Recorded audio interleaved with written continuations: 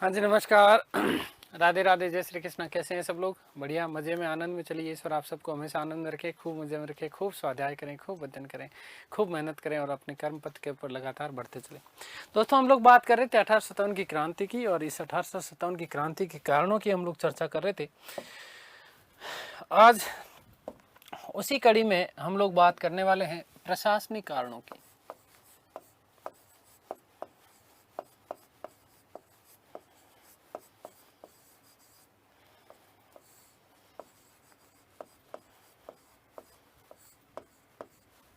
देखिएगा, प्रशासनिक कारणों की यदि हम लोग चर्चा करते हैं तो पहला सबसे बड़ा प्रशासनिक कारणों में पहला बड़ा कारण सामने हमारे आता है, वो ये आता है कि भारतीय लोगों की जो परंपरागत जो शिक्षा प्रणाली थी, उस परंपरागत शिक्षा प्रणाली के साथ में जो है अंग्रेजों के द्वारा छेड़खानी की गई।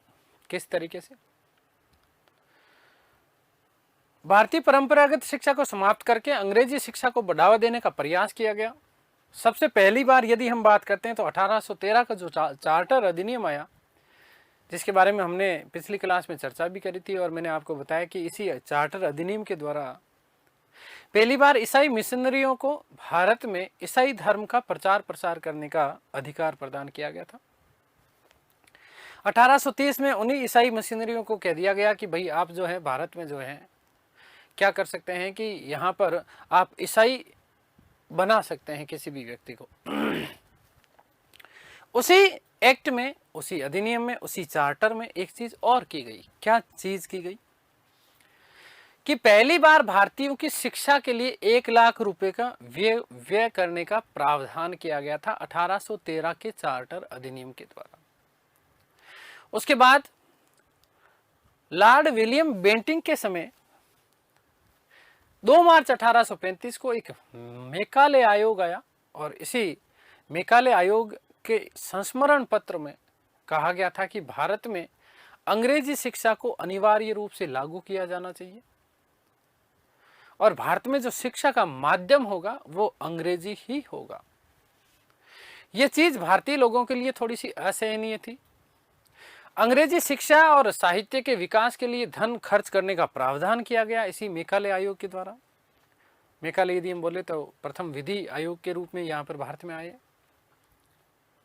उसके बाद यदि हम बात करते हैं तो 1854 में एक लॉर्ड डलहौजी के समय चार्ल्स वुड डिस्पेच अधिनियम पारित किया गया, और इस चार्ल्स वुड डिस्पेच अधिनियम में विद्यालय स्तर तक, प्राथमिक स्तर से लेकर के विश्वविद्यालय स्तर तक अंग्रेजी शिक्षा की बात कही गई, और साथ ही साथ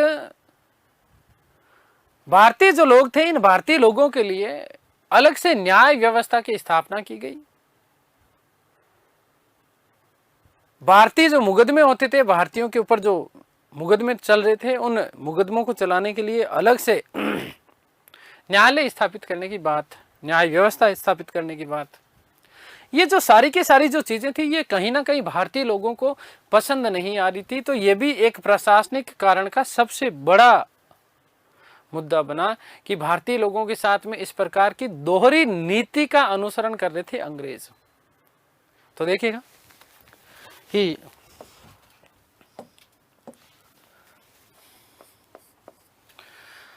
भारतीय परंपरागत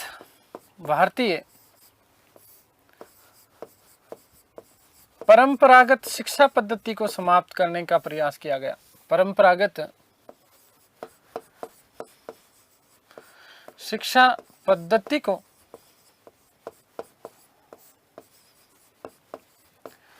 समाप्त करने का प्रयास किया गया।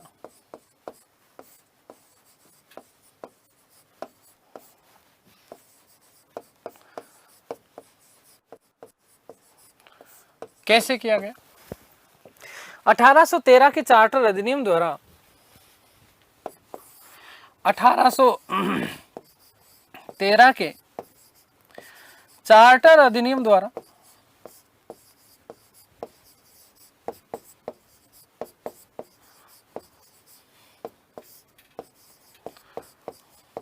पहली बार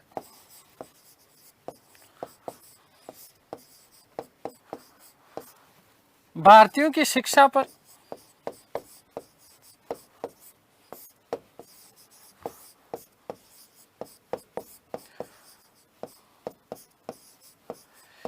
1,00,000 रुपए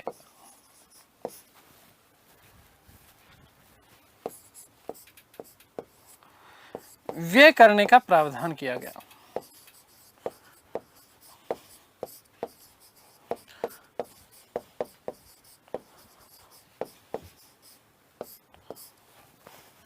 नंबर 2,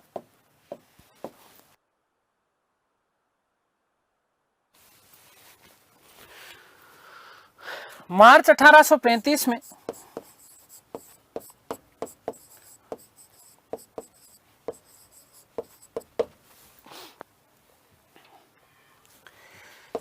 मेकाले आयोग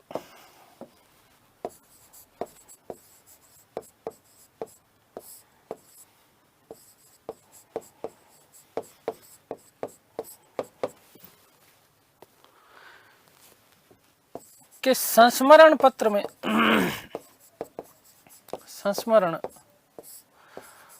में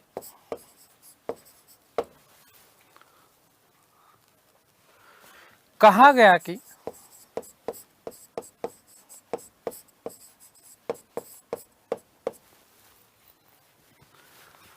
भारत में अंग्रेजी शिक्षा को अनिवार्य रूप से लागू किया जाएगा।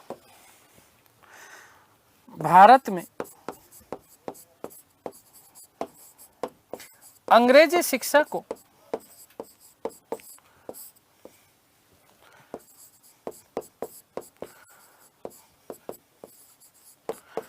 अनिवार्य रूप से लागू किया जाएगा।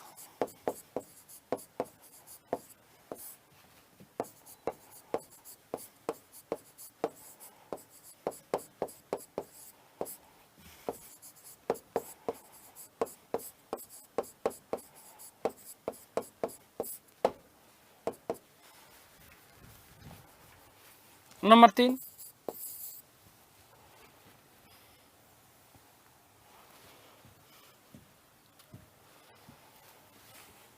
लॉर्ड डलहौजी के समय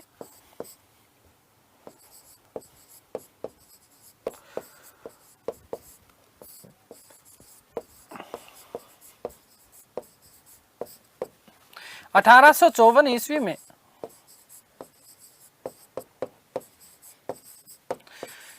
चार्ल्स वुड डिस्पैच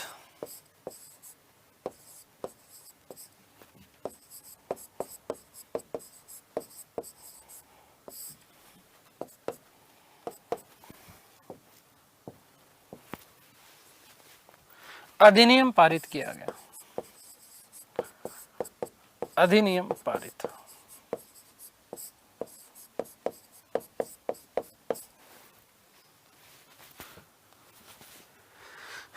जिसे मोस्ट इंपोर्टेंट प्रश्न बनता है बेटा, ध्यान रखना इस चीज का, इसको इंपोर्टेंट कर देता हूं मैं आपके लिए। भारतीय शिक्षा का मेग्ना कार्टा कहा जाता है।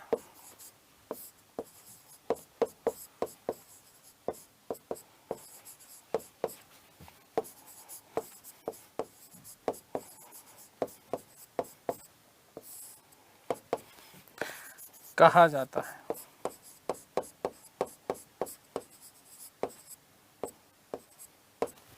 इसमें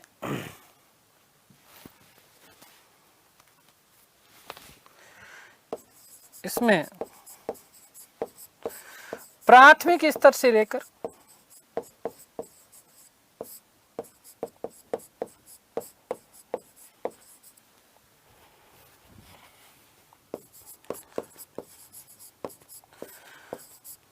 विश्वविद्यालय स्तर तक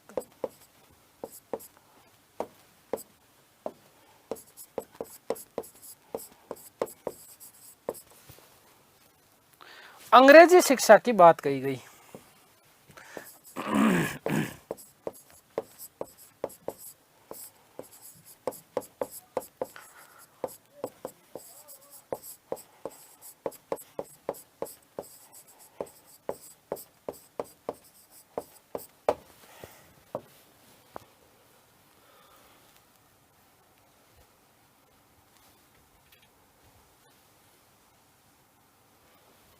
ठीक है, तो ये इस प्रकार से भारत की जो परंपरागत शिक्षा पद्धति थी, इस परंपरागत शिक्षा पद्धति को समाप्त करने का प्रयास किया गया और साथ ही साथ भारतीयों के लिए अलग से न्याय व्यवस्था स्थापना की करने की भी बात कही गई थी। भारतीय लोगों हेतु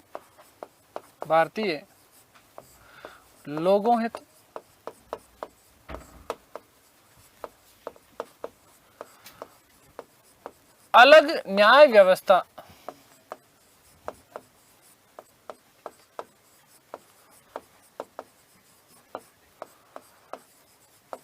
की बात भी कही गई।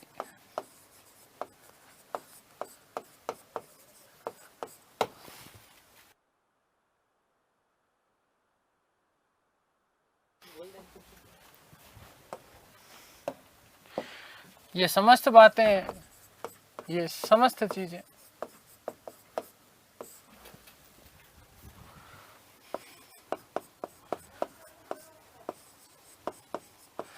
भारतीयों को पसंद नहीं आई।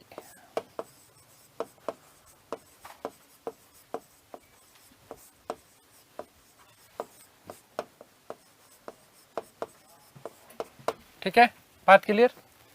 तो ये सारी की सारी जो चीजें हुई, ये सारी चीजें भारतीय लोगों के लिए एक विद्वेष वाली चीज जो थी, ये इस प्रकार की जो चीजें हुई वो हुई। ठीक है, आगे बात समझिए। आप लोगों को पता है कि भारतीय लोग अंग्रेजों के जो बड़े स्थान होते थे या फिर जहां पर न्याय व्यवस्था होती थी, वहां पर भी भारतीय लोगों को जाने की अनुमति प्रदान नहीं थी। वहां पर सीधे सीधे एक पट्टी लगा दी जाती थी कि Indians and dogs are not allowed. तो भारतीय के लोगों के साथ में इस प्रकार की ये जो है चीजें की गई, ये बहुत ही घृणित कृत्य था।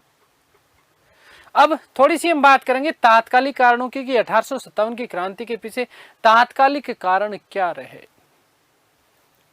दोस्तों, लॉर्ड डलहौजी के समय ही 1854 ईस्वी में डाक सेवा अधिनियम पारित किया गया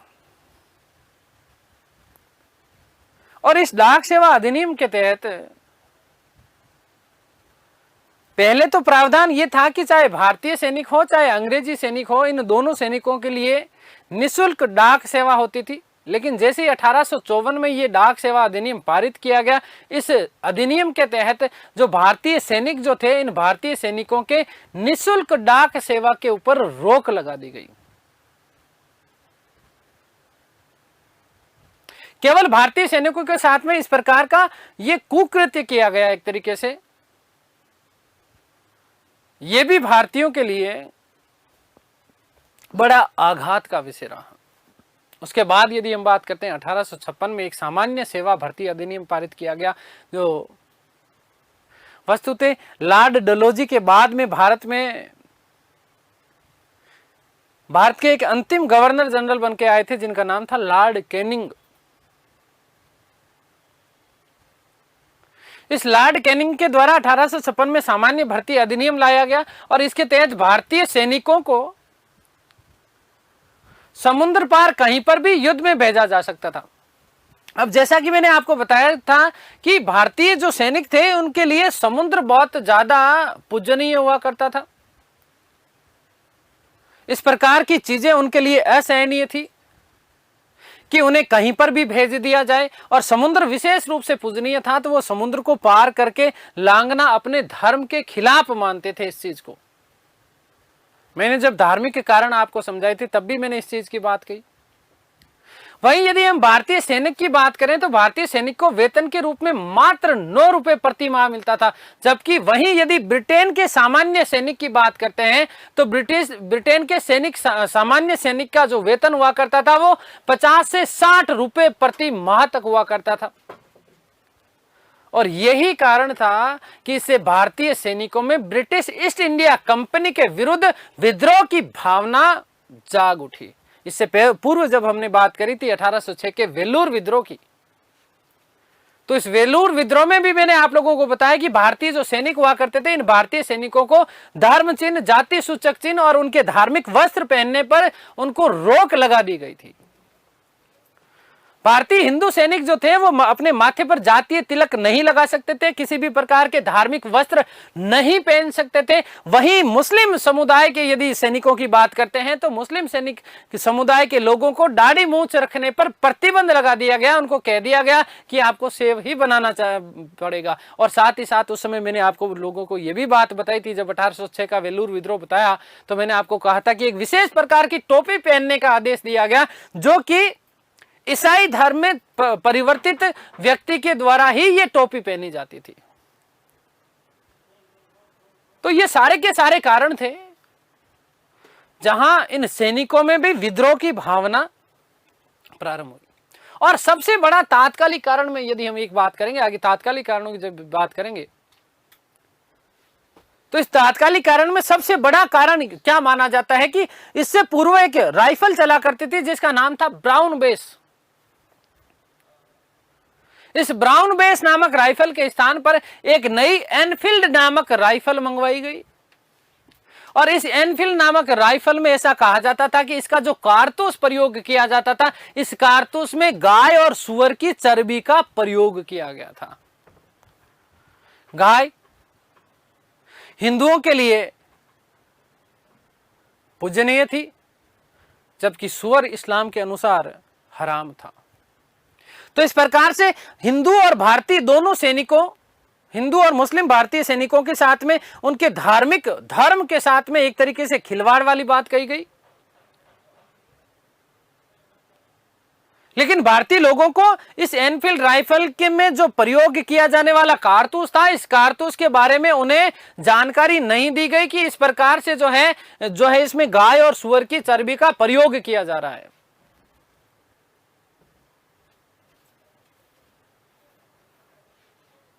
लेकिन यदि आपने मंगल पांडे मूवी देखी है तो इस मंगल पांडे मूवी में भी जो है इस प्रकार के संस्मरण दिखाए गए हैं। आप लोगों ने यदि ध्यान से देखा हो,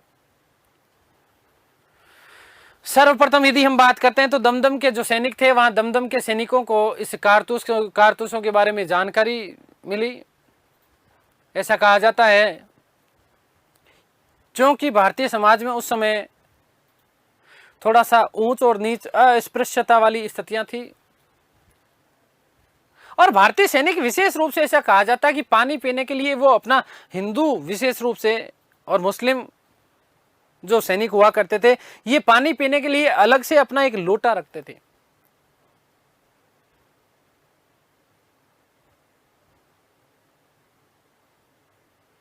ऐसा उल्लेख मिलता है कि एक किसी शूद्र सैनिक के द्वारा किसी भारतीय उच्च कुल के सैनिक के लोटे को छू लिया गया, उसी से पानी पी लिया गया, और वो उसके ऊपर जब क्रोधित होता है तो उस शूद्र सैनिक ने उसके ऊपर व्यंग्य करते हुए कहा कि तुम कौन से धर्म की बात करते हो, तुम जब एनफील्ड नामक जो नई राइफल आई है जिसमें गाय और सुअर की चर्बी लगी हुई है, उसको जब मुंह से फाड़ते हो तब तो तुम्हारा धर्म शूद्र होता ही नहीं है, नीच होता ही नहीं है शूद्र जो है धर्म। जब तुम्हारा धर्म भ्रष्ट नहीं होता है, तुम्हारे धर्म का पतन नहीं हो रहा, लेकिन मैंने जब इस गड्डी को, लोटे को जब हाथ लगा लिया तो तुम्हारा क्या धर्म भिन्न हो गया, छिन्न भिन्न हो गया। ये बड़ी विचारणीय तथ्य था। ये बात आग की तरह फैल गई, धीरे धीरे सारी जगह ये बातें फैली। और सर्वप्रथम ऐसा कहा जाता है कि दमदम में ही दमदम के जो सैनिक थे उन्होंने इस चर्बी और चर्बी युक्त कारतूसों का प्रयोग करने से मना कर दिया, और यहीं से अंग्रेजी सत्ता के विरुद्ध क्रांति का बिगुल बजा दिया। यहीं से अंग्रेजी सत्ता के विरुद्ध क्या कर दिया, क्रांति का बिगुल बजा दिया गया। आगे बात समझ में क्लियर है?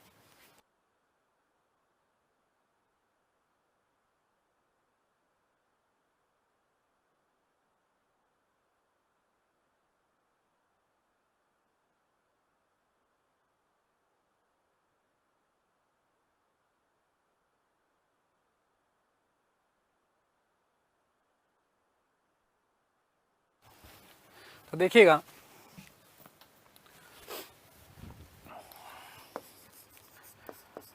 तात्कालिक कारण,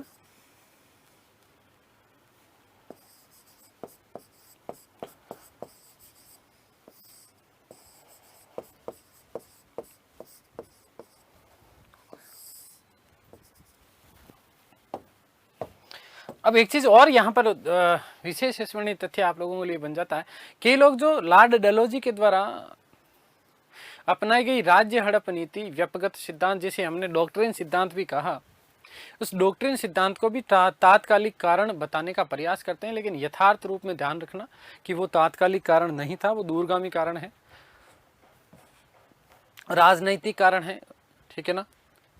तात्कालिक कारण में विशेष रूप से जो मैंने आपको चीजें बताई है, एक तो सामान्य भर्ती सेवा अधिनियम 1854 का, डाक सेवा अधिनियम, और ये जो ब्राउन बेस राइफल के स्थान पर जो एनफील्ड नामक एक नई राइफल आई और उसमें गाय और सूअर के जो चर्बी का प्रयोग किया जाता था, ये आपके तात्कालिक कारणों का भाग माना जाता है, ठीक है। तो देखिएगा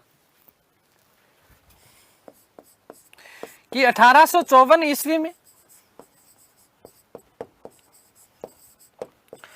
लॉर्ड डलहौजी ने, डलहौजी के समय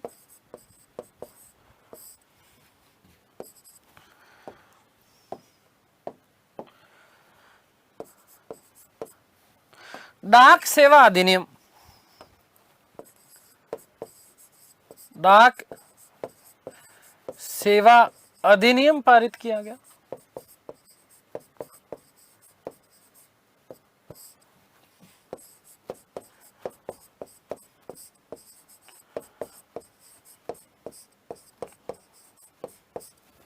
जिसके तहत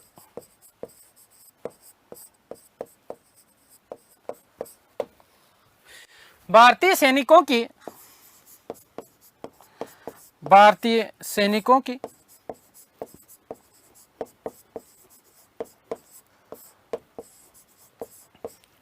निशुल्क डाक सेवा पर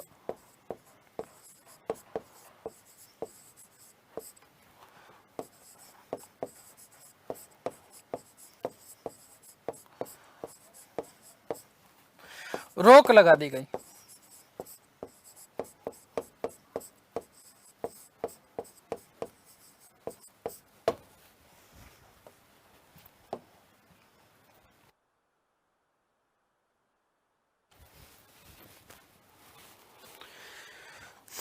नेक्स्ट 1856 ईस्वी में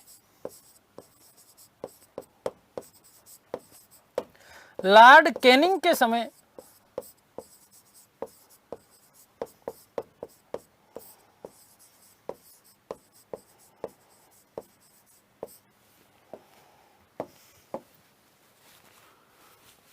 सामान्य भर्ती सेवा अधिनियम,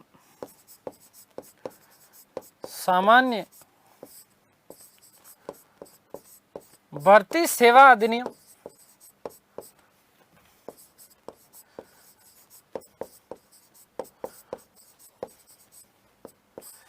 पारित किया गया।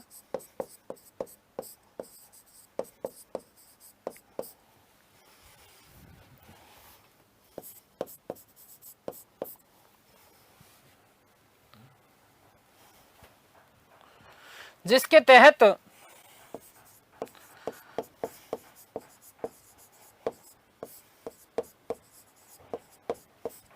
भारतीय सैनिकों को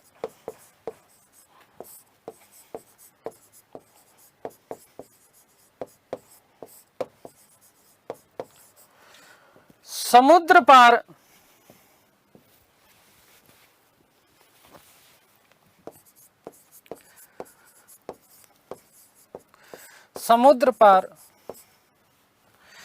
कहीं पर भी युद्ध पर भेजा जा सकता था, कहीं पर भी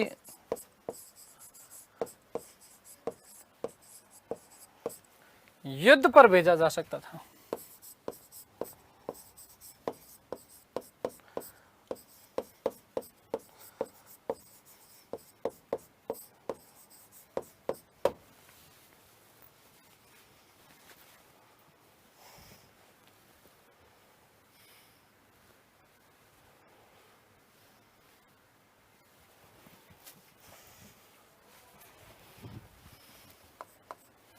भारतीय सैनिकों ने भारतीय सैनिकों ने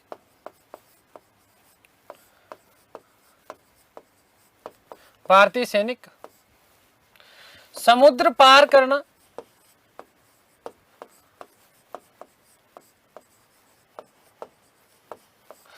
अपने धर्म के विरुद्ध मानते थे।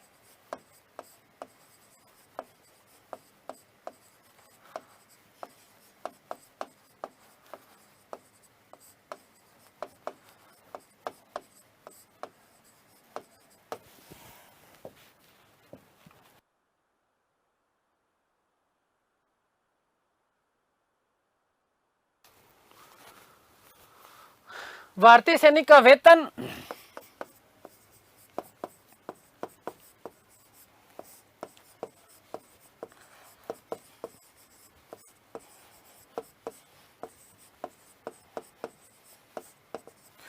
₹9 प्रति माह था।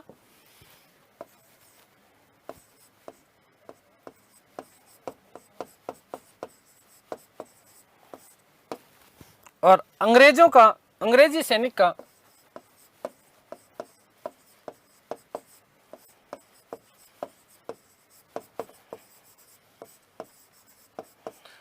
₹50 से ₹60 प्रति माह।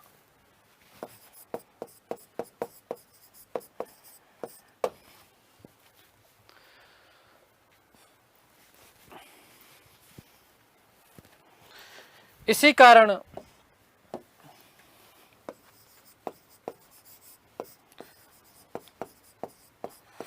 भारतीय सैनिकों के मन में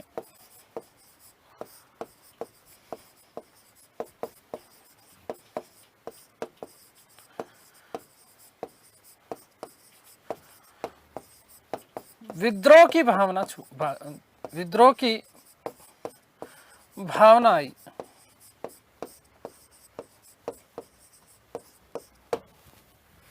अगली बात, मोस्ट इंपॉर्टेंट,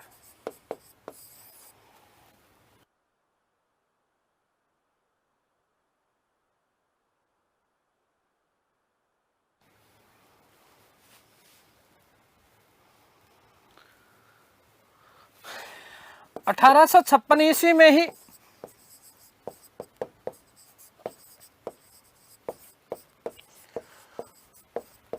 पूर्व में प्रचलित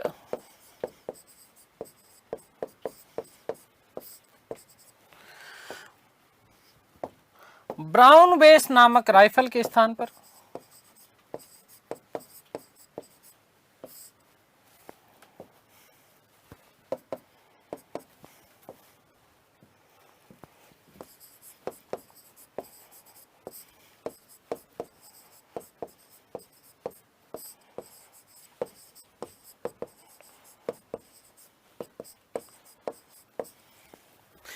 एनफील्ड नामक नई राइफलें मंगवाई गई।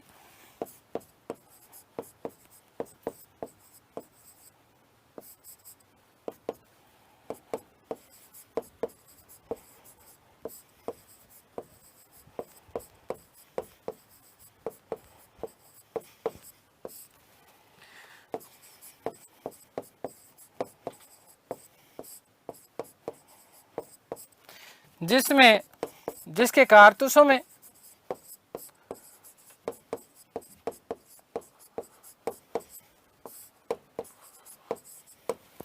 गाय व सुअर की चर्बी का प्रयोग किया जाता था।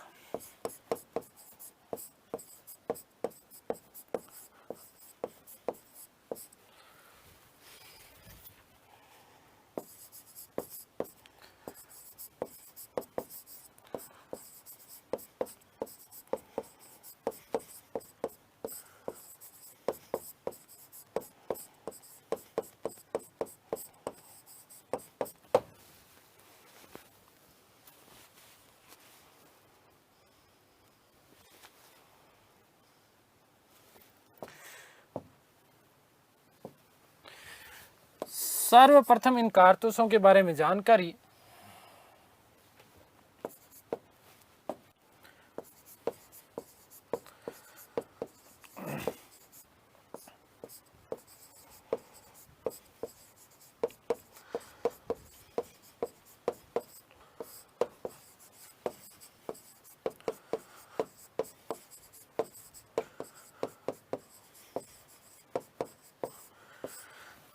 दमदम के सैनिकों को लगी।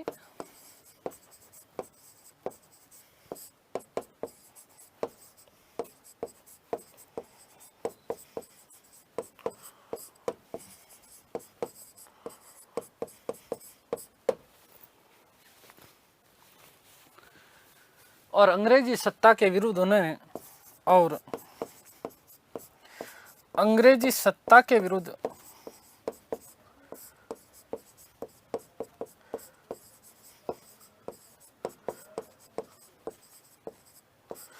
क्रांति का बिगुल बजा दिया।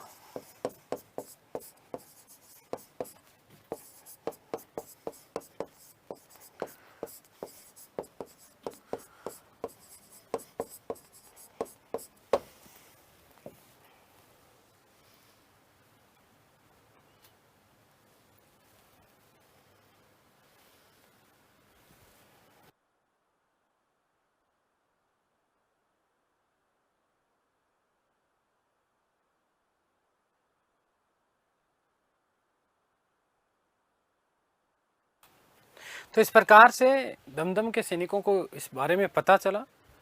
कोई बहुत ज्यादा विशेष बड़ा विद्रोह नहीं कर पाए, लेकिन हाँ, उन्होंने कारतूसों का प्रयोग करने से मना कर दिया। कारतूसों का प्रयोग करने से उन्होंने क्या कर दिया था? मना कर दिया था। वस्तुतः यदि हम बात करते हैं चर्बी वाले कारतूसों के विरुद्ध, पहली जो घटना हुई थी वो कलकत्ता के पास बैरकपुर छावनी में 29 मार्च 1857 को घटी। और यहीं पर 34वीं एनआई रेजिमेंट के एक महान सैनिक मंगल पांडे ने चर्बी वाले कारतूसों का प्रयोग करने से मना कर दिया। और मना करते ही उन्होंने लेफ्टिनेंट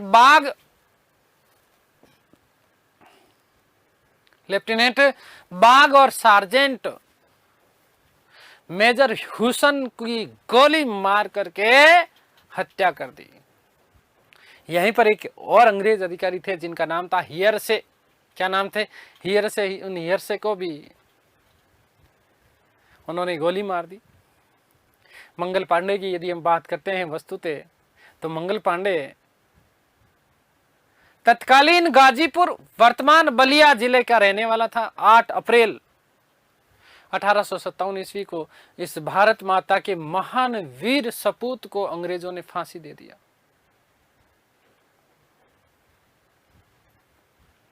तो ये बड़ी घटना थी, लेकिन इससे पहले मुझे आपको एक छोटी सी और बात बतानी है कि किस प्रकार से इस विद्रोह की योजना बनी। जब ये कानाफूसी हुई, दमदम के सैनिकों को पता चला कि गाय और सुअर के जो चर्बी युक्त कारतूस है वो भारतीय सैनिकों को दिए जा रहे हैं, और ये भारतीय सैनिकों के लिए बहुत बड़ा आहत करने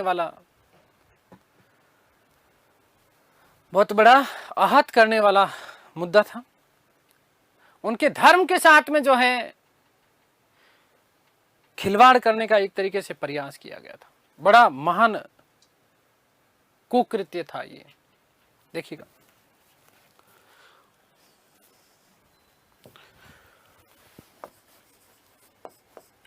(1857) ईस्वी की क्रांति की योजना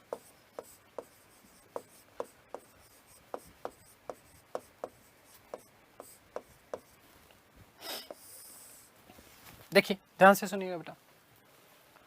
कुछ इतिहासकार ऐसा मानते हैं कि नाना साहब, और नाना साहब का मैंने आपको नाम बताया था धोंदू पंथ। उन नाना साहब के एक सलाहकार थे जिसका नाम था अजीमुल्ला खां, और सतारा के अपदस्थ राजा अप्पा जो थे, सतारा जो कि राज्य हड़प नीति के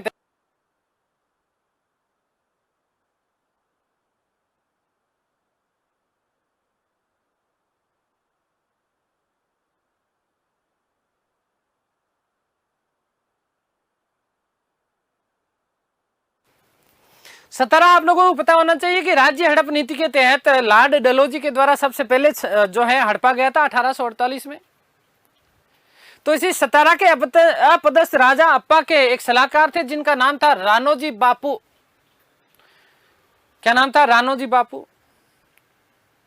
ये दोनों लंदन गए और लंदन में, वहां पर लंदन में विद्रोह की योजना बनाई।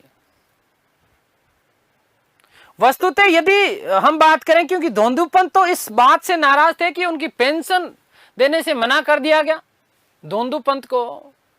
या हम बात करें नाना साहिब की, तो नाना साहिब को आपको पता होना चाहिए, मैंने आप लोगों को बताया भी है कि उनको पेंशन देने से क्या कर दिया गया था, मना कर दिया गया था। और सतारा के जो राजा थे अप्पा, उनके जो सलाहकार राणोजी बापू, ये दोनों लोग इसलिए गए हुए थे क्योंकि वहां लंदन में जाकर के वो राज्य हड़प सिद्धांत के विरुद्ध अपील करने लंदन गए थे।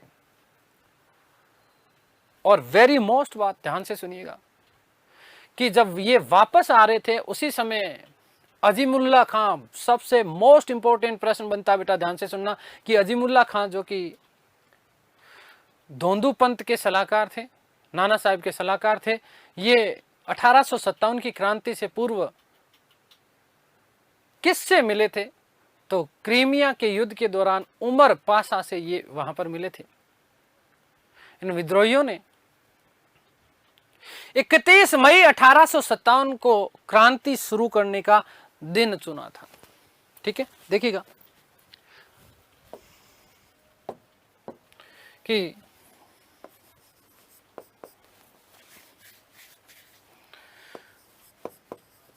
नाना साहब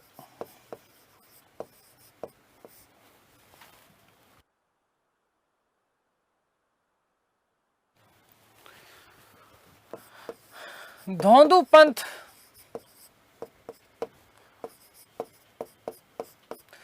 के सलाहकार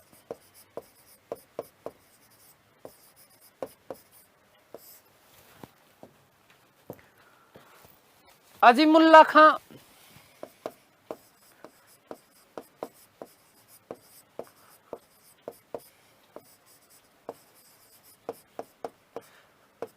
व सतारा के राजा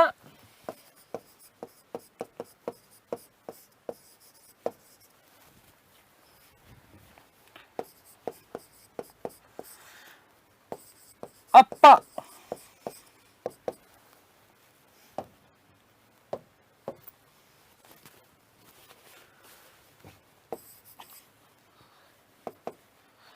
के सलाहकार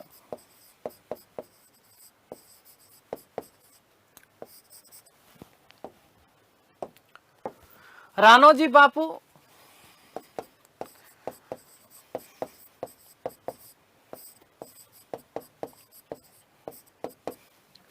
डलहौजी की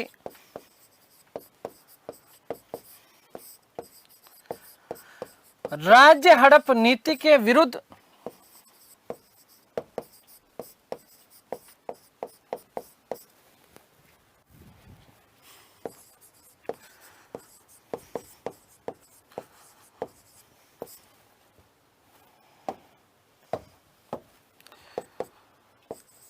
लंदन में अपील करने गए हुए थे।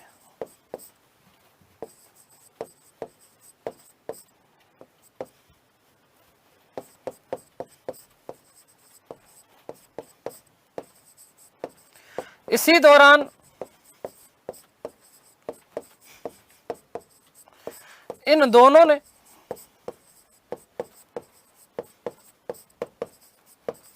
लंदन में ही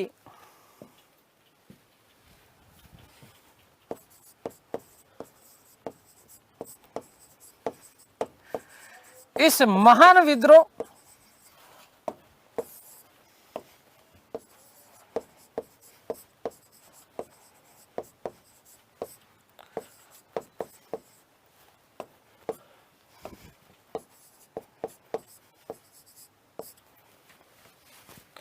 की योजना तैयार की।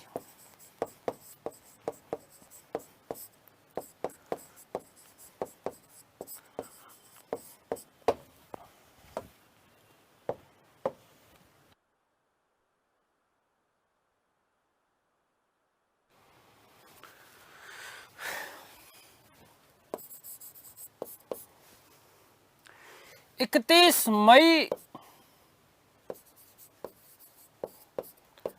1857 का दिन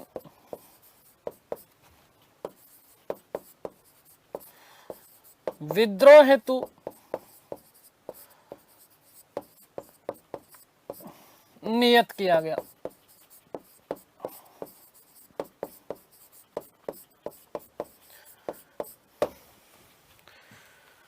नोट,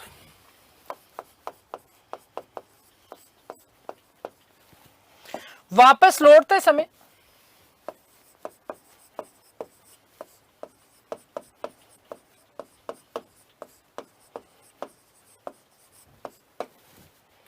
अजीमुल्ला खां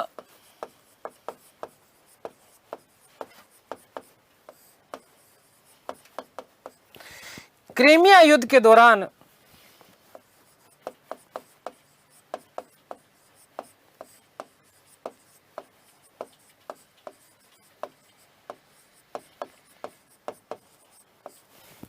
उमर पाशा से मिले।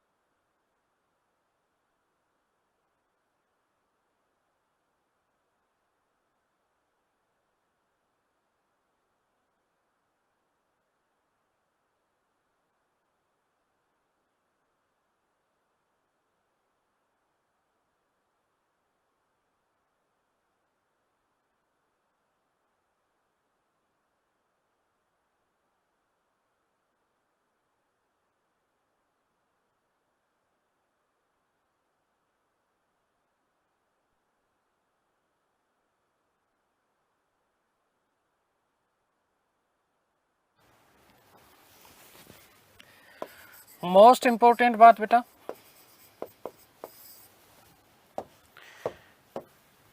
प्रतीक चिन्ह, क्रांति का प्रतीक चिन्ह क्या था?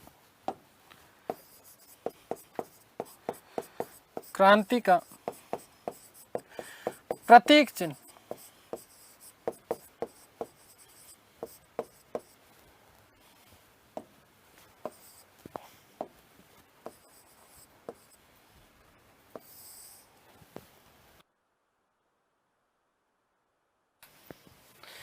कमल का फूल,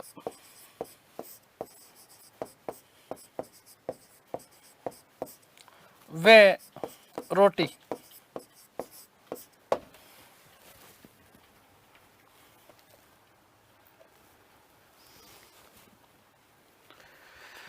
ध्यान से सुनिएगा, क्या कारण था कि कमल का फूल और रोटी चुना गया? इसके पीछे कोई ना कोई कारण तो रहा होगा ना। तो सबसे बड़ा कारण यह माना जाता है कि रोटी जो एक सामान्य भारतीय व्यक्ति की जरूरत थी, उस रोटी के लिए उन्हें अंग्रेजों ने किस प्रकार से तरसाया। तो सामान्य जनता के पास में रोटी एक गांव से दूसरे गांव चौकीदार के माध्यम से रोटी को पहुंचाया गया, और जिन जिन सैनिक छावनियों ने, जिन जिन सैनिकों ने इस विद्रोह में भाग लिया, उन सैनिकों के पास में कमल का फूल पहुंचाया गया, ताकि नवीन भारत का एक बार पुनः उदय किया जा सके। ये कुमलाया हुआ जो भारत था, इसे वापस सुरक्षित किया जा सके। चलिए देखिएगा कि कमल का फूल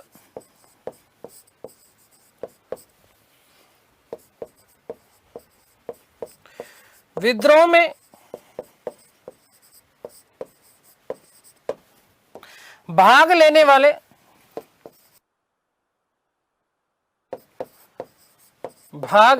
वाले सैनिकों व सैनिक छावनियों या फिर मैं बात बोलूं कि भाग लेने वाली सैनिक टुकड़ियों तक पहुंचाया गया।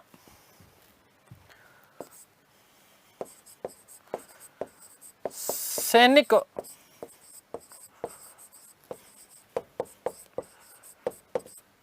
टुकड़ियों तक पहुंचाया गया।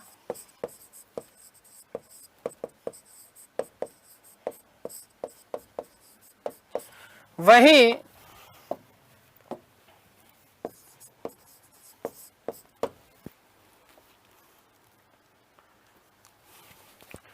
रोटी को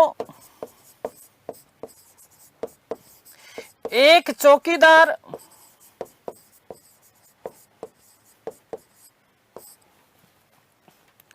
दूसरे चौकीदार के माध्यम से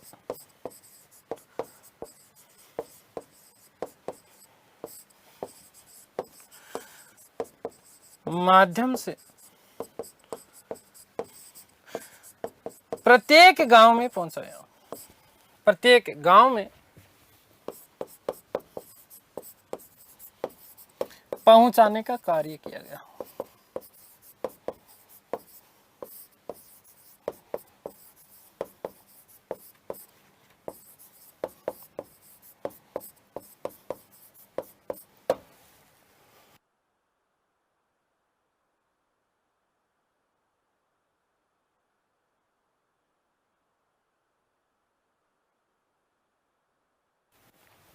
अगली बात हम करेंगे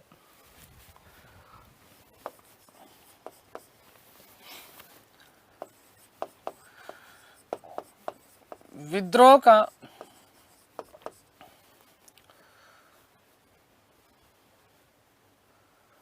आरंभ व प्रसार।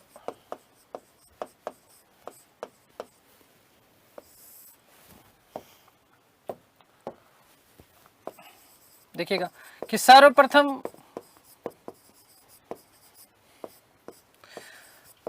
चर्बी वाले कारतूसों के विरोध में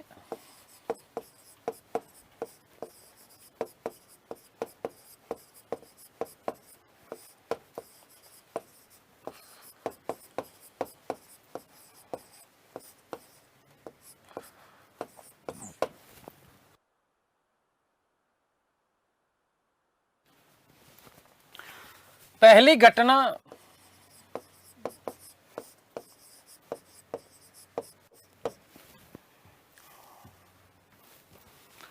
कलकत्ता के पास, कलकत्ता वही दमदम, कलकत्ता के पास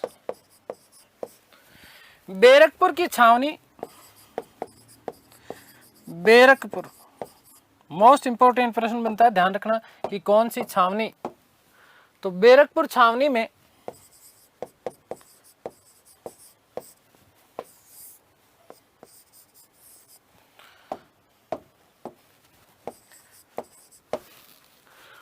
उनतीस मार्च 1857 को 29 मार्च 1857 ईस्वी को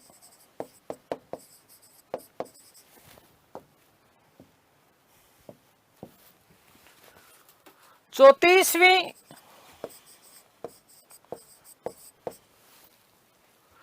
एनआई रेजिमेंट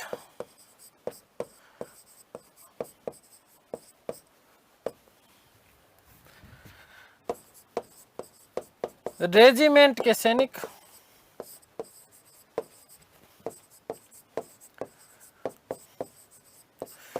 मंगल पांडे ने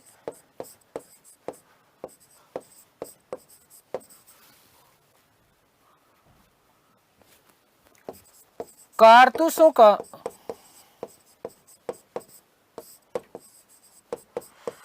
प्रयोग करने से मना करते हुए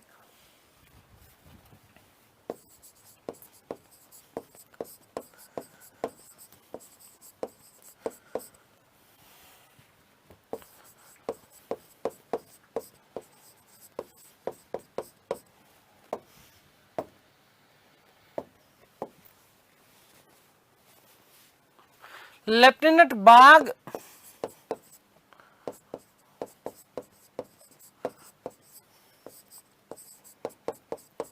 बाग में सार्जेंट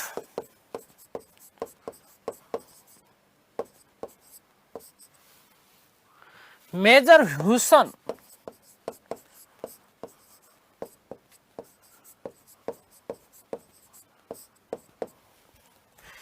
की गोली मार करके हत्या कर दी, कि गोली मार हत्या कर दी।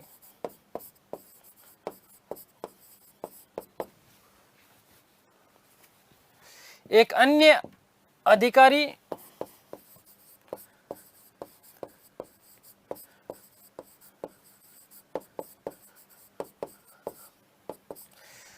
हियरसे को भी गोली लगी।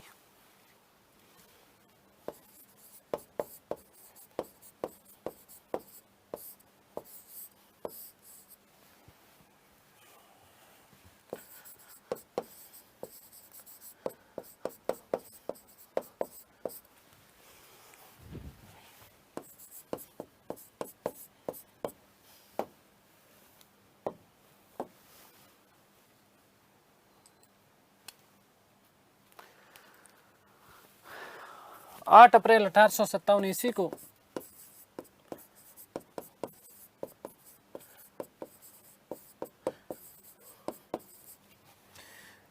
वीर मंगल पांडे को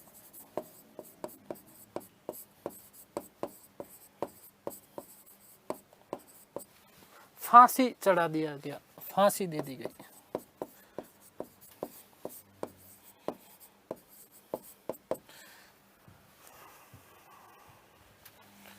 इस प्रकार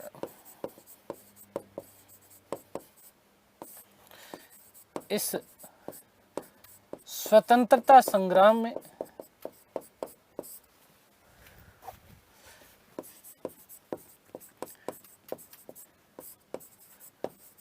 सर्वप्रथम उन्होंने अपनी आहुति दी।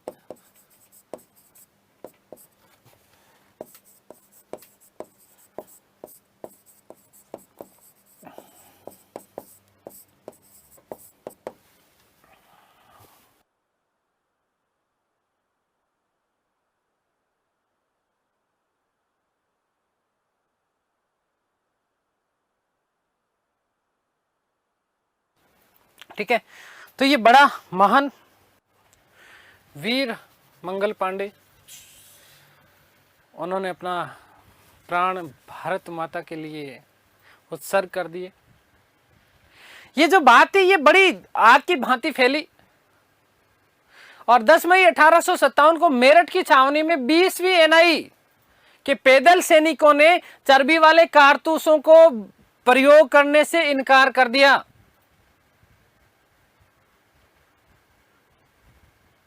अब जब उन सैनिकों ने कारतूसों का प्रयोग करने से मना किया तो उन सैनिकों को बंदी बना लिया गया।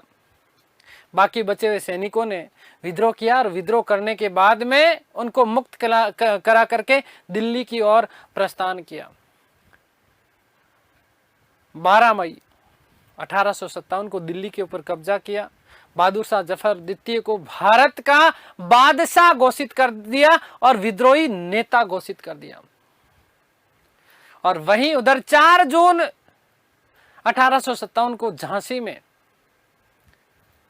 राजा गंगाधर राव की विधवा रानी लक्ष्मीबाई के नेतृत्व में विद्रोह की शुरुआत हुई। खूब लड़ी वो तो मर्दानी थी, झांसी वाली रानी थी। परंतु यहीं पर एक अंग्रेज गवर्नर अंग्रेज जनरल थे जिनका नाम था ह्यू रोज। इस ह्यू रोज से लड़ते हुए 17 जून 1858 ईस्वी को 1857 ईस्वी को लड़ती हुई शहीद हो जाती है। और इतनी वीरता के साथ में उसने ह्यू रोज के साथ में लड़ाई करी कि ह्यू रोज के दांत खट्टे कर दिए। जनरल ह्यू रोज ने उनकी वीर गति के ऊपर एक बात कही। उन्होंने कहा कि रानी लक्ष्मीबाई की जब उनकी मृत्यु हुई तो उन्होंने कहा कि भारतीय क्रांतिकारियों में यहां सोई हुई औरतों में वो अकेली मर्द थी, वो अकेली मर्द थी। इस प्रकार से इस वीर वीरांगना ने अपने प्राण भारत माता के नाम लिख दिए। खैर, ज्यादा यहां से आपके प्रश्न बनते नहीं। विशेष रूप से जो प्रश्न बनते हैं वो प्रश्न बनते हैं कि इन 1857 की क्रांति के प्रमुख कारणों के बारे में हमने बहुत डिटेल के साथ में चर्चा की है। साथ ही साथ दोस्तों कि सबसे पहले कहाँ प्रारंभ हुआ, क्या क्या चीज थी, ये सारी के सारी बातें हमने बहुत अच्छे से जो है पढ़ ली है। थोड़ा सा हम संक्षेप में इसका विवरण बात करेंगे कि कौन कौन से प्रमुख केंद्र रहे और वहां पर कौन कौन विद्रोही नेता रहे और विद्रोह का दिन क्या रहा, और उनके सम्मुख जो था वो विद्रोह को, इस विद्रोह को कुचलने वाले कौन से अधिकारी हुए, उनके बारे में हम लोग चर्चा करेंगे।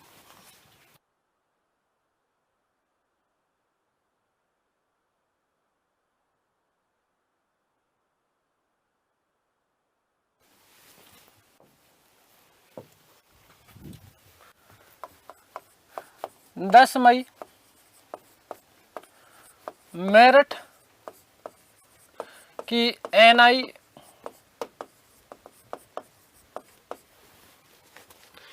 रेजिमेंट ने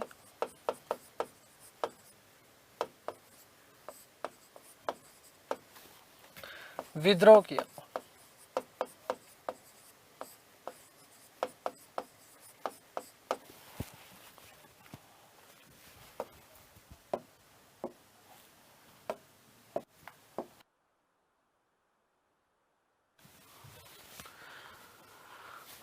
बारह मई को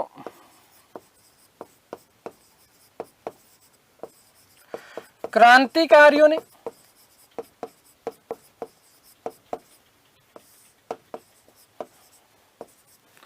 दिल्ली पर कब्जा किया।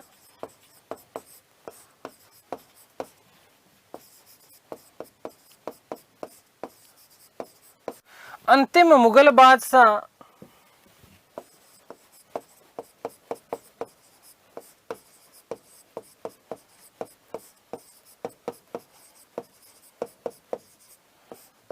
बहादुर शाह जफर द्वितीय को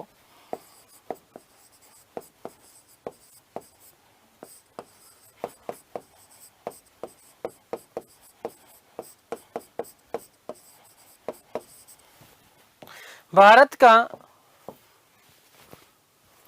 बादशाह घोषित कर दिया। भारत का बादशाह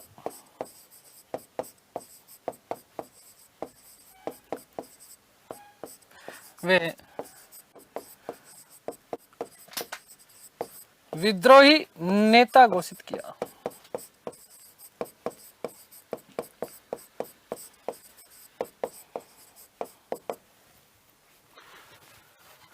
चार जून को झांसी की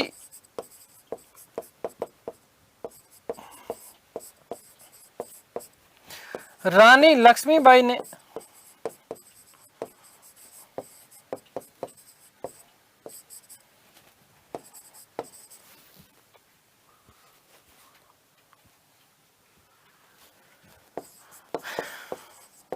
विद्रोह किया।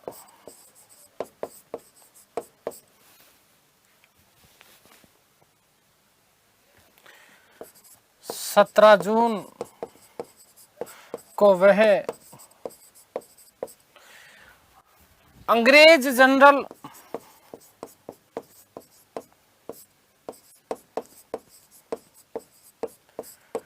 ह्यू रोज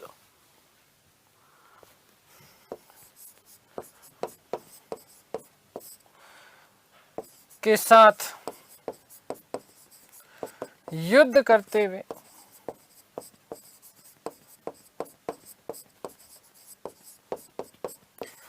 वीर गति को प्राप्त हुई।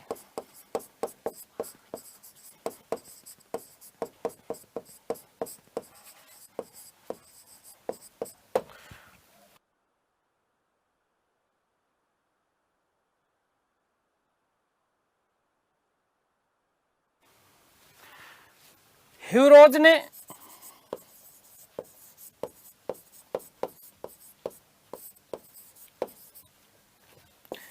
उनकी वीर गति के बाद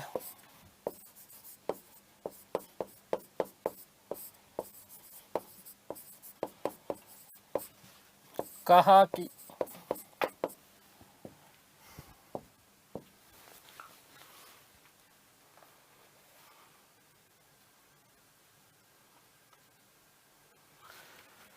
भारतीय क्रांतिकारियों में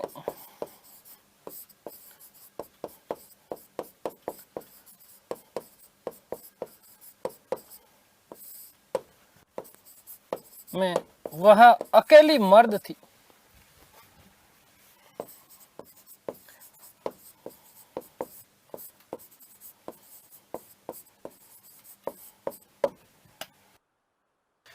तो फिरोज साहब ने कहा कि झांसी की रानी लक्ष्मीबाई जब वीर गति को प्राप्त हो गए तो उन्होंने कहा कि भारतीय क्रांतिकारियों में वह अकेली मर्द थी। अकेली मर्द, बहुत बड़ा कथन हो सकता है, होता है ये, ठीक है। खैर आगे जब हम बात करते हैं इसमें, तो दोस्तों मैंने 1857 की क्रांति का एक अपन संक्षिप्त विवरण ले रहे हैं कि कहाँ कहाँ पर विद्रोह के केंद्र रहे और कहाँ कहाँ इस विद्रोह के नेता रहे और कौन से दिन वहां पर विद्रोह किया गया और उस विद्रोह को दबाने के लिए किस अंग्रेज अधिकारी की नियुक्ति की गई। एक पूरी टेबल चार्ट बना रहे हैं हम लोग, तो बहुत आराम से, ध्यान से, मस्ती से यहाँ देखिएगा। देखिएगा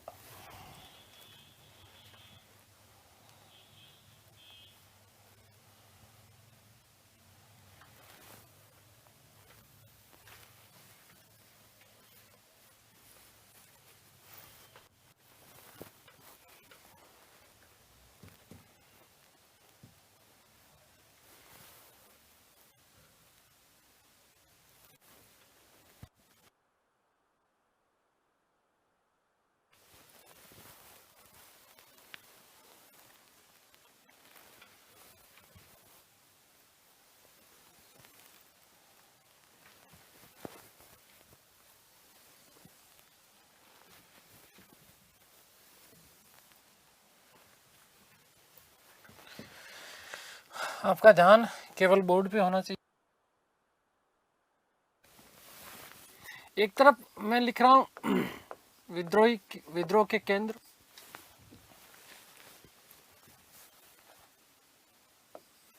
विद्रोही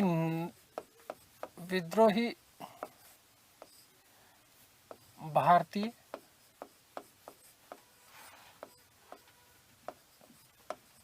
या विद्रोह का नेता, है ना,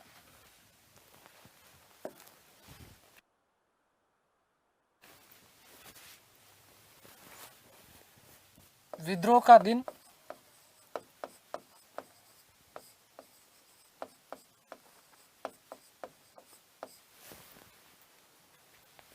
और अंग्रेज अधिकारी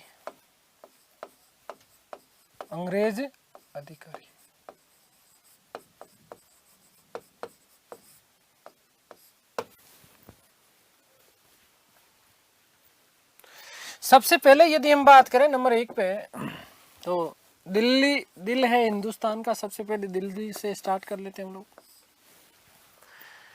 दिल्ली में बहादुर शाह और बख्त खां, बहादुर शाह, जफर द्वितीय और इसके साथ बख्त खां। विद्रोह का दिन यदि हम बात करें तो 11 और 12 मई वस्तुतः 11-12 मई 1857।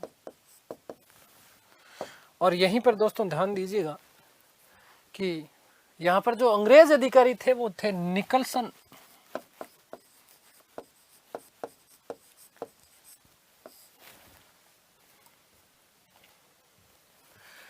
वे हडसन, निकलसन वे हडसन।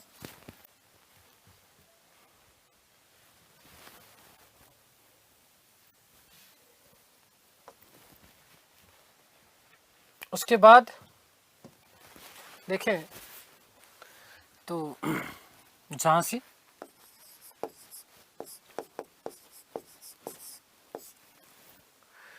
झांसी रानी लक्ष्मीबाई,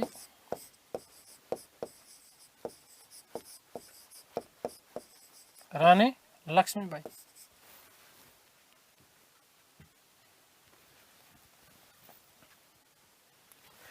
4 जून, और अंग्रेज अधिकारी था जनरल ह्यू रोज।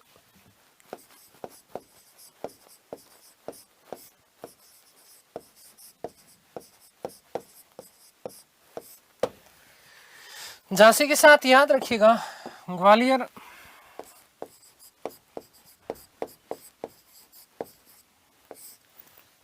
और ग्वालियर में तांत्या टोपे,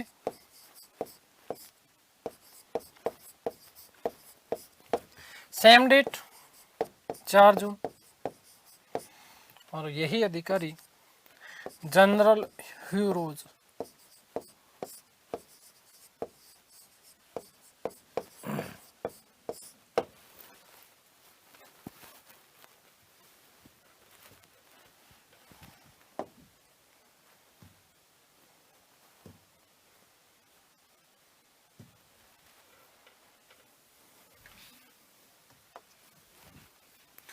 हम बात कर लेते हैं कानपुर की।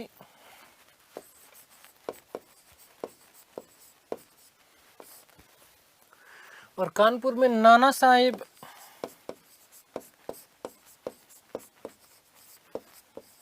और नाना जी के साथ में तांत्या टोपे।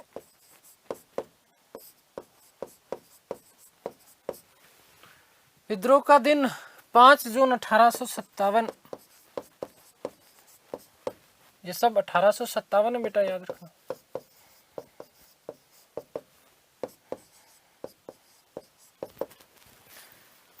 और कानपुर में जो था कैलिन कॉम्पवेल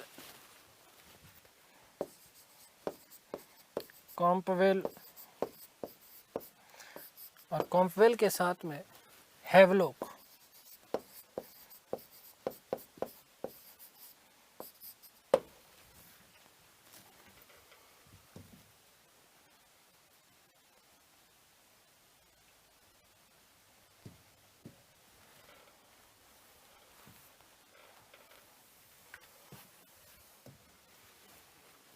बात कर लेते हैं लखनऊ।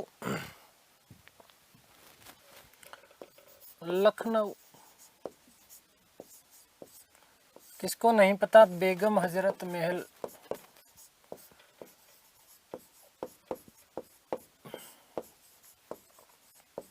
बेगम हजरत महल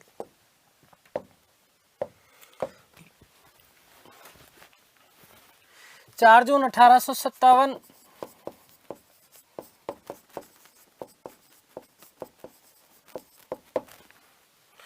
और इधर यदि हम बात करें तो Colin Campbell.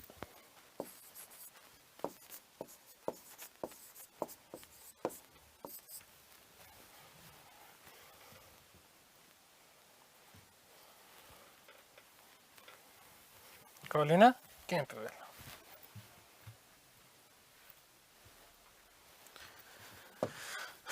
Next,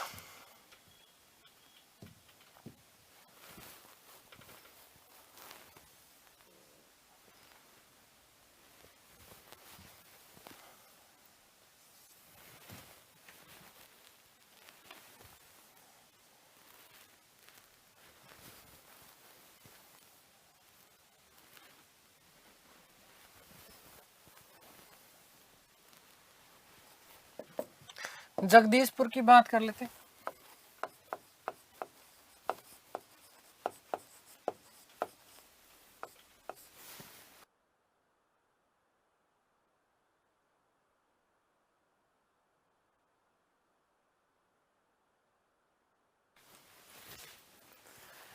Kunwar Singh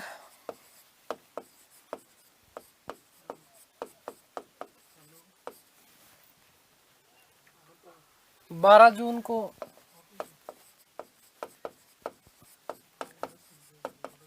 (1857). William Taylor 12 Taylor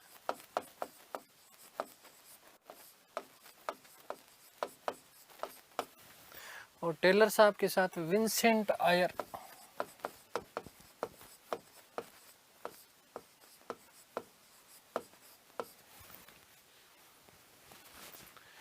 Faizabad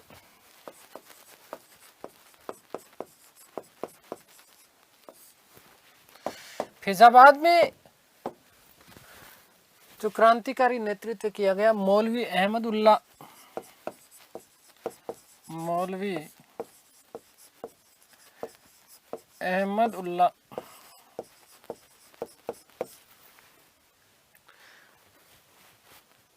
जून 8 जून 1857।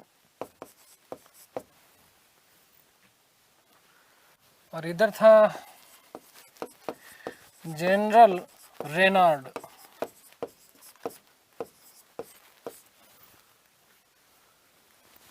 इलाहाबाद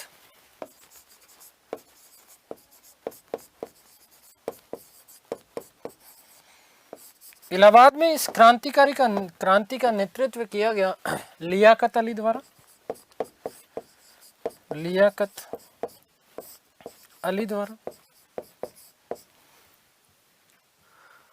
6 जून 1857।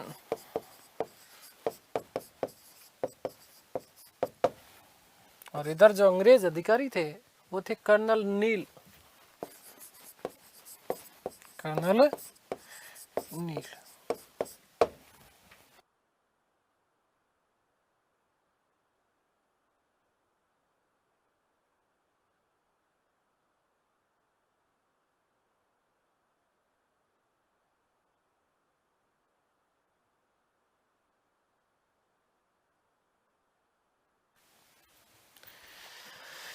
तो ये बातें आप लोग विशेष रूप से ध्यान रखिएगा। हमने पूरी की पूरी एक टेबल बना ली है और इस टेबल के माध्यम से इन चीज़ों को हम लोगों ने पढ़ लिया है। देखिएगा यहाँ से सीधा सीधा आपका प्रश्न यही बनता है कि कहाँ पर किस व्यक्ति ने नेतृत्व किया। वस्तुतः आजकल इस प्रकार के प्रश्न आते नहीं हैं, सीधे सीधे आपके राजनीतिक कारण वगैरह वो सारी की सारी चीज़ें। और ज़्यादातर जो आपके प्रश्न आते हैं ना बेटा, वो ज़्यादातर प्रश्न ये आते हैं कि जो हमने जानकारी के जो स्रोत पढ़े थे उन स्रोतों से आपके सीधे सीधे डायरेक्ट प्रश्न आप लोगों के आते हैं। तो इन चीज़ों का विशेष रूप से याद रखिएगा। यहाँ से प्रश्न आजकल नहीं आता है, लेकिन फिर भी हम लोगों ने बहुत डिटेल से पढ़ लिया है। ठीक है, केवल ये चीज़ें थोड़ी सी आप ध्यान रखना। अंग्रेज अधिकारी का पूछा जा सकता है या भारतीय विद्रोही नेता, मुझे थोड़ा ठीक नहीं लिख रहा है। भारतीय क्रांतिकारी में शब्द लिख देता हूँ, भारतीय क्रांतिकारी नेता। क्रांतिकारी नेता, ठीक है। अब ठीक है, चलिए तो ये सारी बातें आप लोग चीजें ध्यान रखिएगा। ठीक है, आगे कुछ अन्य महत्वपूर्ण तथ्य मैं आप लोगों को बता रहा हूं, देखिएगा ध्यान से सुनिएगा। अन्य महत्वपूर्ण तथ्य, अन्य महत्वपूर्ण तथ्य।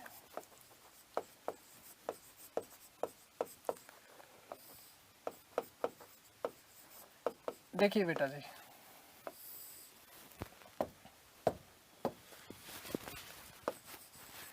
कि झांसी की रानी लक्ष्मीबाई, झांसी की रानी लक्ष्मीबाई को, झांसी की रानी लक्ष्मीबाई को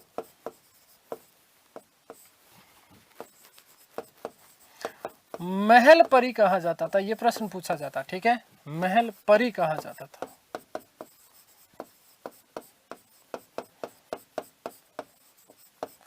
मैंने आप लोगों को बताया था कि अवध के ऊपर कुशासन का आरोप लगाया गया। उस समय जब शासक थे, वहां के शासक थे वाजिद अली शाह, और इन्हीं वाजिद अली शाह ने एक प्रोस्टिट्यूट हुआ करती थी वहीं के, जिनका नाम था बेगम हजरत महल।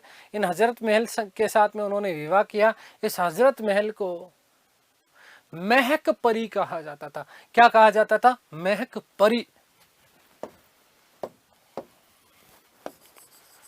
वाजिद अली शाह की पत्नी, वाजिद अली शाह की पत्नी बेगम हजरत महल को, बेगम हजरत महल को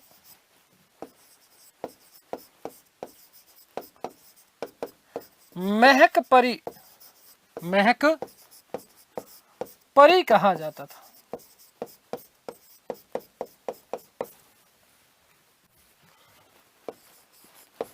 क्या कहा जाता था? महक परी कहा जाता था। अगली बात समझिए, एक याद रखिएगा कि तात्या टोपे का जो वास्तविक नाम था वो रामचंद्र पांडुरंग था। ठीक है, तात्या टोपे का वास्तविक नाम, तात्या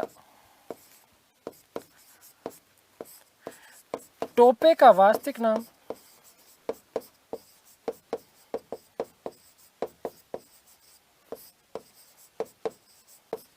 रामचंद्र पांडुरंग था।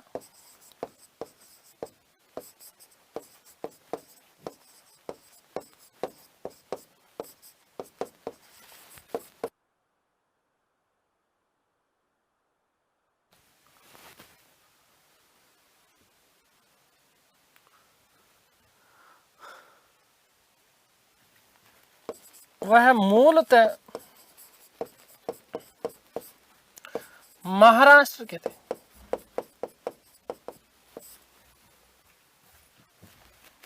महाराष्ट्र के थे, जो कि नाना साहब के सेनापति बने। नाना साहेब के सेनापति बने। नाना साहब का भी वास्तविक नाम धोंदू पंत था बेटा, बता चुका मैं आपको। सेनापति बने, सेनापति बने। महाराष्ट्र से आकर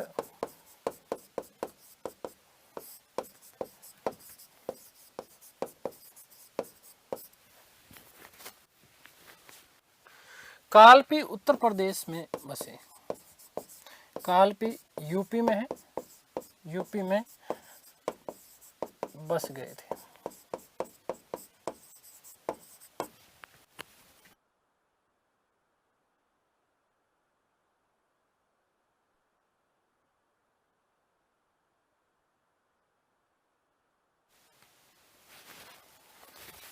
तात्या टोपे को, तात्या टोपे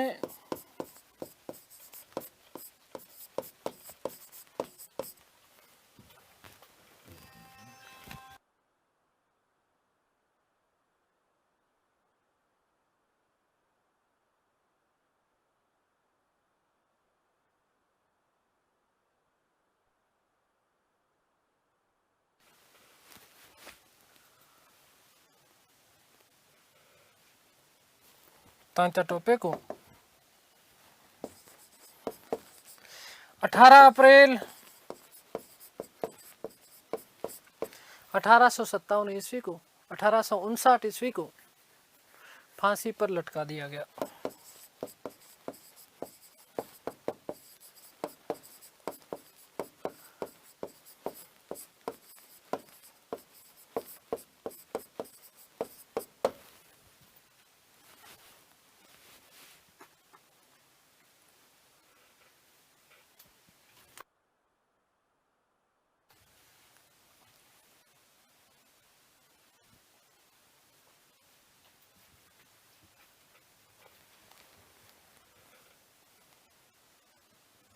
एक चीज और इसमें याद रख सकते हैं कि बेगम हजरत महल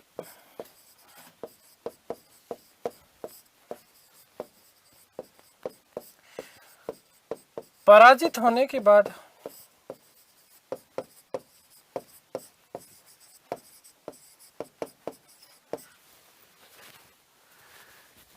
नेपाल चली गई थी।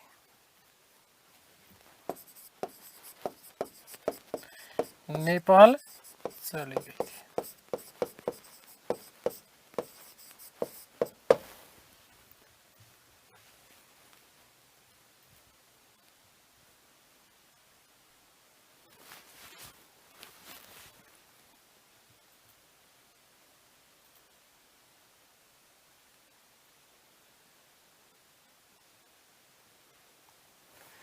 ठीक है, तो ये कुछ अन्य महत्वपूर्ण तथ्य थे 1857 की क्रांति से संबंधित। 1857 की क्रांति असफल होने के पीछे सबसे बड़े कारण क्या थे दोस्तों, याद रखना। एक तो कोई सुनियोजित नेतृत्व करने वाला कोई व्यक्ति नहीं था, सुनियोजित कार्यक्रम था हुआ नहीं। 31 मई जहां पर इसकी तिथि निर्धारित की गई, इस तिथि से पूर्व ये जो है प्रारंभ हो गया। ये भी इसके असफल होने के पीछे सबसे बड़ा कारण माना जाता है।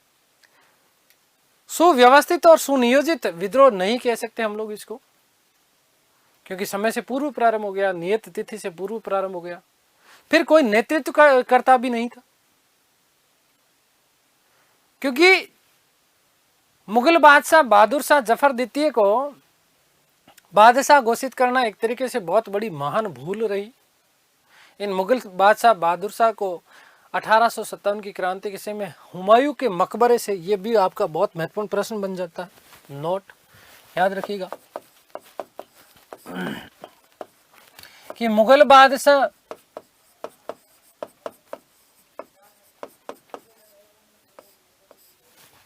बहादुर शाह जफर को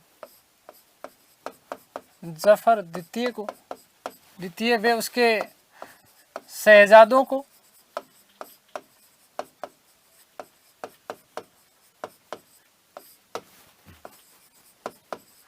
हुमायूं के मकबरे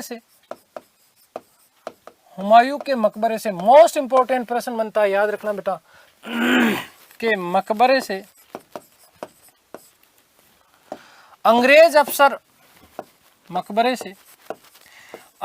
अफसर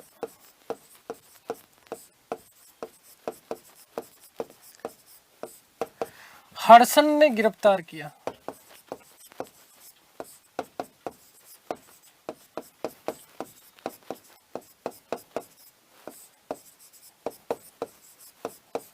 तथा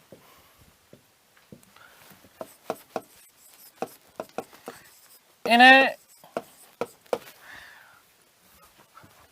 रेंगून जेल में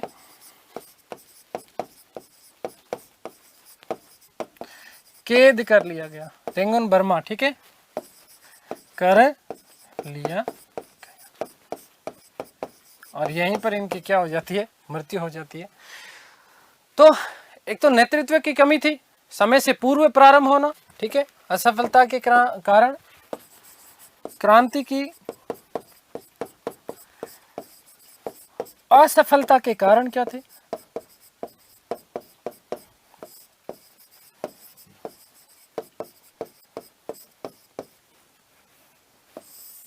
याद रखिएगा बेटा कि नियत तिथि से पूर्व प्रारंभ होना, नियत तिथि से पूर्व प्रारंभ होना,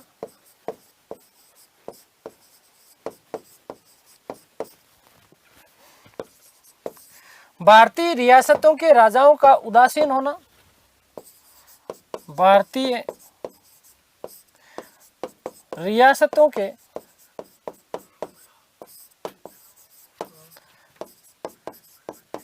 राजाओं का उदासीन होना,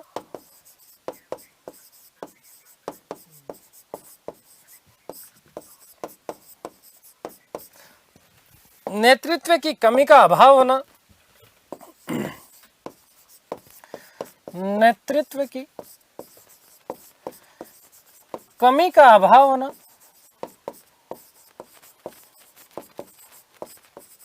ये सारे के सारे ऐसे कारण थे जिसके कारण ये 1857 की महान जो विद्रोह था, ये विद्रोह असफल रहा।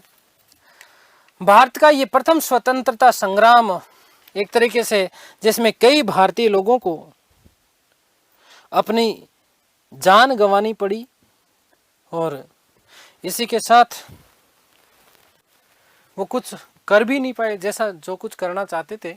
ये सारी चीज़ें उनके मन की व्यथाएं मन में ही रही, क्योंकि भारतीय कुछ जागीरदार जमींदार और रियासतों के जो राजा थे ये अपनी धन लोलुपता के कारण पूर्ण रूपेण सामने आए नहीं और इन्हें समर्थन दिया भी नहीं। दोस्तों, इसी 1857 की क्रांति के बाद में ब्रिटिश ईस्ट इंडिया कंपनी का शासन समाप्त हो जाता है और भारत पर सीधे सीधे ब्रिटिश क्राउन का शासन स्थापित कर दिया जाता है। गवर्नर जनरल के साथ में एक नया पद सर्जित किया गया था जिसे वायसराय कहा जाता था। क्या कहा गया, वायस राय कहा गया। और भारत का सीधा सीधा शासन ब्रिटिश क्राउन के द्वारा संचालित किया जाने लगा। वस्तुतः गवर्नर जनरल और वायसराय ये दो पद नाम थे केवल और केवल, और व्यक्ति एक ही होता था। जब यही व्यक्ति देशी रियासतों में जाए तो वो व्यक्ति वस्तुतः वायसराय के नाम से जाना जाता था, लेकिन जब केंद्र शासित प्रदेशों में जाता, ब्रिटिश जो क्षेत्र थे उनमें जब जाता तो वो गवर्नर जनरल के नाम से भी जाना जाता था। तो ये इस प्रकार से हमने बात कर ली किसकी, 1857 की क्रांति की। इसमें कई चीज़ें मैंने आपको बहुत डिटेल के साथ में कराया है, तो उम्मीद करता हूँ कि सारी की सारी चीज़ें आप लोगों को समझ में आई होगी। ईश्वर से प्रार्थना करता हूँ कि आप सब स्वस्थ रहें, मस्त रहें, तंदुरुस्त रहें, आह्लादित और प्रसन्नचित रहें। इस सृष्टि की संपूर्ण खुशियाँ आपको और आपके परिवार को मिले। मिलते हैं हमारी अगली कक्षा के साथ, तब तक के लिए आप सभी को धन्यवाद, नमस्कार, थैंक यू सो मच।